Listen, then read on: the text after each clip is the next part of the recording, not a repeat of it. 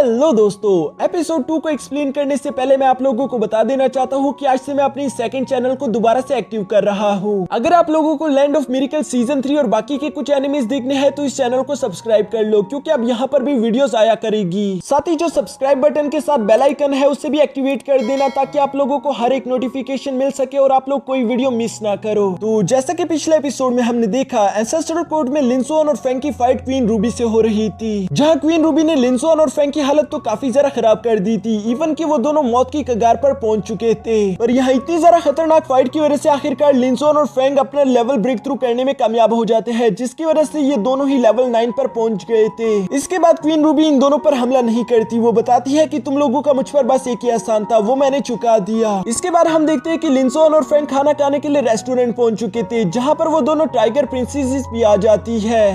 अब आगे तो नेक्स्ट एपिसोड की शुरुआत बिल्कुल उसी रेस्टोरेंट से होती है, जहां पर वो दोनों टाइगर प्रिंसेसेस भी आ चुकी थी। इनके नजर अपने सामने वाले टेबल फैंग पर जैसी पड़ती है, इन दोनों के चेहरे पर तो खुशी आ गई थी, जबकि दूसरी तरफ लिंसुआन खुद को छुपाने की कोशिश कर रहा था। हम देखते हैं कि ये दोनों टाइगर प्रिंसेसेस तो कुछ ज्यादा ही डर की थी, जो कि लिंसुआन और फैंग से चिपकने की कोशिश कर रही थी। दूसरी तरफ लिंसुआन समझाने की कोशिश करता है कि प्लीज मेजेस्टी हमें माफ कर देना, उस दिन हम लोग जानबूझकर नहीं भागे थे, बल्कि हम लोगों को एक जरूरी काम आ गया था, और वैसे भी हम लोग तो बस दुबले पतले इंसान है, हम तो आपके काबिल भी नहीं, तो इसलिए उस फाइट का कोई मकसद नहीं। लेकिन तभी उनमें से एक टाइगर प्रिंसेस कहती है कि क्या हुआ अगर तुम लोग दुबले पतले इंसान हो, तुम लोग काफी मॉन्स्टर से ज्यादा बेहतर हो, क्योंकि तुम लोगों ने हमें फाइट करने के लिए चैलेंज किया, साथ ही साथ तुम लोग एक इतनी खतरनाक लड़की से लड़ रहे थे। फैंग यहाँ पर सड़ा समूह बनाते हुए कहता है कि तुम दोनों को आखिर हमसे क्या चाहिए, हमारा पीछा क्यों कर रही हो। वो दोनों बताती है कि नहीं, हम तुम लोगों का पीछा करते हुए यहाँ पर नहीं आए, बल्कि हम लोग अपने 9th लेवल की पीक पर पहुंच चुके हैं, इसलिए हम यहाँ पर आए ताकि एंसेस्ट्रल कोर्ट में हम ब्रेक थ्रू कर सके। फैंग यहाँ पर इन लोगों की ये सारी बातें सुनने के बाद लिंसुआन को लेकर वहां से जाने वाला था, लेकिन तभी उनमें से एक टाइगर प्रिंसेस गुस्सा हो जाती है, जो कि इन लोगों से कह रही थी कि तुम दोनों को यहाँ से जाने के लिए किसने कहा। साथ ही साथ वो इन दोनों को दोबारा से फाइट के लिए चैलेंज कर देती है, क्योंकि लास्ट टाइम वो फाइट कंप्लीट नहीं हुई थी। फैंग और लिंसुआन यहाँ पर एक दूसरे के साथ बातें करते हुए कहते हैं कि क्या हमें ये फाइट लड़नी चाहिए, क्योंकि ये दोनों तो लेवल 9 की पीक पर है, जबकि हम लोग तो अभी अभी लेवल 9 पर पहुंचे हैं। तभी फैंग कहता है कि हाँ, हमने रेड क्वीन के साथ पूरे 15 दिन तक फाइट की, वो फाइट काफी ज्यादा खतरनाक थी, साथ ही साथ हमारे पास पेयरलेस बीड भी है। मुझे पूरे यकीन है कि हम बहुत ही आसानी के साथ इस फाइट को जीत जाएंगे। जिसके बाद हम देखते हैं कि ये दोनों ही लड़ने के लिए तैयार हो चुके थे, जो देखकर वो प्रिंसेस काफी ज्यादा खुश हो जाती है। इसके बाद नेक्स्ट सीन में हम देखते हैं जहाँ पर वो दोनों शहजादी लिंसुआन और फैंग को अपने साथ लेकर मॉन्स्टर क्लैन के एंसेस्ट्रल कोर्ट में आ चुकी थी। यहाँ आते साथ ही वो शहजादियां कहती है कि चलो फिर इस फाइट को शुरू करते हैं, जिसके साथ ही हम देखते हैं कि उन शहजादियों ने यहाँ लिंसुआन और फैंग पर हमले करना शुरू कर दिया था, और दूसरी तरफ लिंसुआन काफी आसानी के साथ उनके अटैक्स डॉज कर रहा था। साथ ही साथ हम फैंग को देखते हैं, जिसने अपने सामने एक शील्ड बनाकर उनके अटैक्स को ब्लॉक कर दिया था।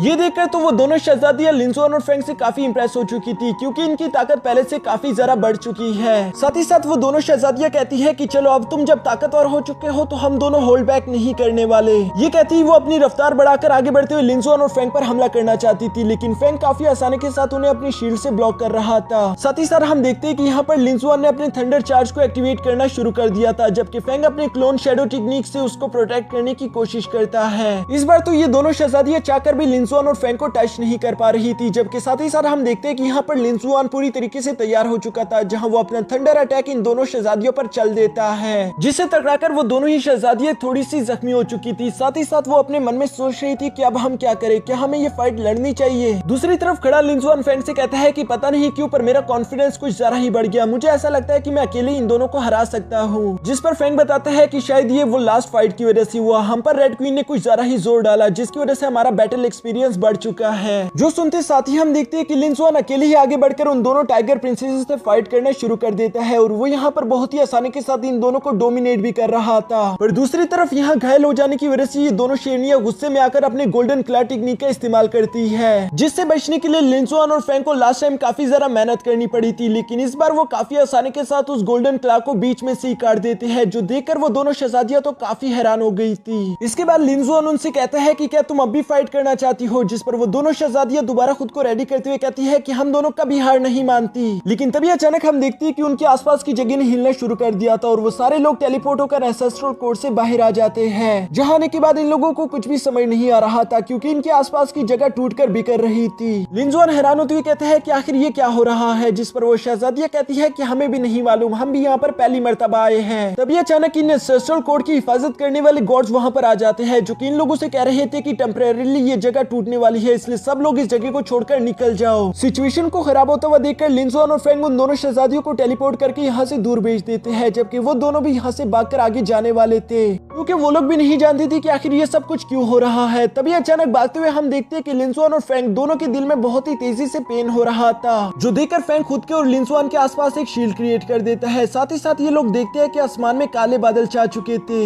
जिनके अंदर वही लेडी डीमन मौजूद थी जिसने लिंजुआन के मॉम डैड को मार दिया था। लिंजुआन उसे देखते ही पहचान लेता है, इसलिए वो अपने आपा खोकर गुस्से के साथ आगे बढ़ते उस पर हमला कर देता है, पर लिंजुआन अभी भी उसके पावर लेवल के बराबर नहीं था, इसलिए वो अपने एक ही हाथ से लिंजुआन को पीछे पटक देती है। साथ ही साथ वो यहाँ पर अपनी क्लॉ टेक्निक का इस्तेमाल करते हुए लिंजुआन को पकड़ने वाली थी, पर फेंग वक्त रहती ही लिंजुआन को टेलीपोर्ट करके वापस अपने पीछे ले आया था। साथ ही साथ लिंजुआन और फेंग यहाँ दोनों ही फाइट के लिए तैयार हो चुके थे। दूसरी तरफ वो डीमन भी इन लोगों के साथ फाइट करना चाहती थी, क्योंकि ये दोनों ही उसके सामने काफी कमजोर है। साथ ही साथ उसे पेयरलेस बीट भी मिल जाएगा, लेकिन तभी अचानक हम देखते हैं कि उस डीमन का लीडर उसे कहता है कि ये एंसेस्ट्रल कोड है, हम यहाँ पर फाइट नहीं कर सकते, हम यहाँ पर जिस जरूरी मिशन को पूरा करने के लिए हमें पहले वो कर लेना चाहिए। इसके बाद वो यहाँ पर लिंजुआन और फेंग को इग्नोर करके वहाँ से चले जाते हैं। लिंजुआन फेंग से माफी मांगते हुए कहता है कि मुझे माफ कर देना, मैं उसे देखकर खुद पर काबू नहीं कर पाया। पर दूसरी तरफ फेंग लिंजुआन से कहता है कि चलो हमें यहाँ से निकलना चाहिए, ये जगह धीरे धीरे करके खतरनाक होती जा रही है। ये कहते हुए लिंजुआन और फेंग जैसे वहाँ से निकलने की कोशिश करने वाले थे, तभी अचानक वहाँ पर डीमन एंसेस्ट्रल कोड के गॉड आ जाते हैं, जिन्हें इंसानों का यहाँ पर आना बिल्कुल भी पसंद नहीं, इसलिए उन्होंने लिंजुआन और फेंग को पकड़ लिया था। वो धीरे धीरे करके उन्हें जान से मारने वाले थे।